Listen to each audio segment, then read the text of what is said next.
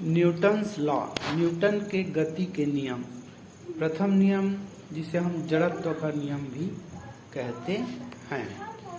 आइए एक छोटा सा टीएलएम से समझे।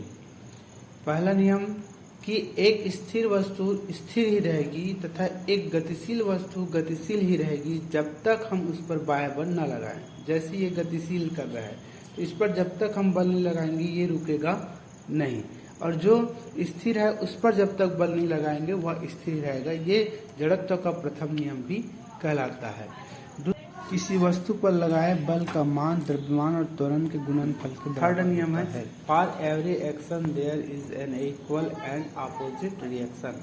मतलब किसी वस्तु पर हम जितना बल लगाते हैं उसके द्वारा उतना ही प्रतिक्रिया बल लगती है। जैसे इधर से हम एक बेलन का बल लगा रहे हैं तो दूसरे तरफ भी उतना ही बल हमको प्राप्त होगा। जैसे ये दो गोले का लगा रहे हैं तो दूसरे साइड से भी दो गोले का बाहर की ओर प्रतिक्रिया बल होगी। तो गति का तृतीय नियम कहलाता है। देखिए जैसे ये है, इसमें हम बल लगाते हैं न्यूटन की गति का तृतीय नियम, ये इस प्रकार से। तो न्यूटन की गति के तीनों नियम को हम इस टीएलएम के माध्यम से समझ सकते हैं।